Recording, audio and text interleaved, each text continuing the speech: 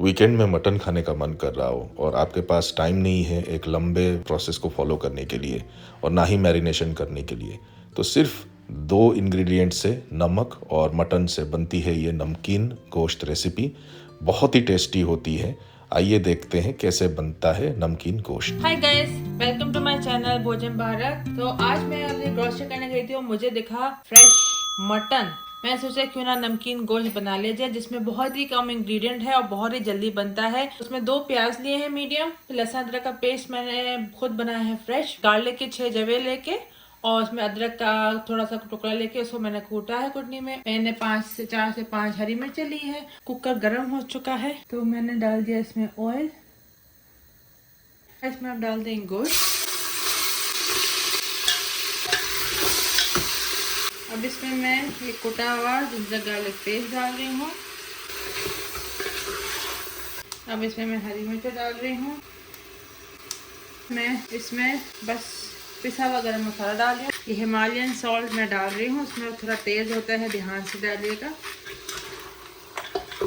ऐसे ही नाम इसका नमकीन गोश्त, तो इस गोश्त को नमकीन होना चाहिए, मगर इतना भी नहीं कि कड़वा ही हो जाए। इसमें मैं डालूंगी ये प्याज।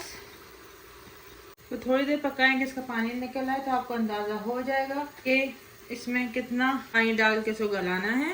अब इसमें मैं कुकर लगा दूंगी।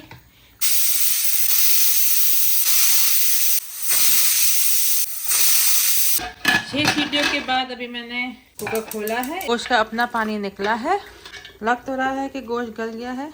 थोड़ा सा और नमक डालेंगे।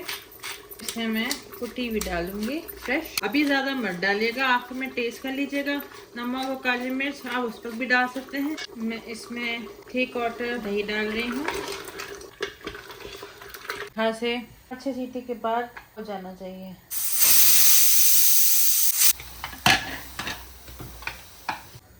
अब ये गोश्त गल गया है अच्छे से। अब इसको हम भून लेंगे।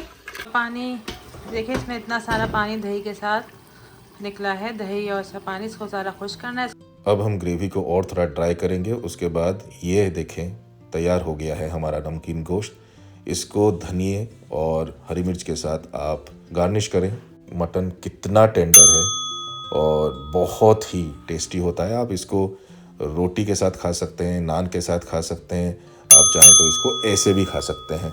बहुत ही टेस्टी होती है। आप कभी ट्राई करें इस रेसिपी को और हमें बताएं कि कैसे लगा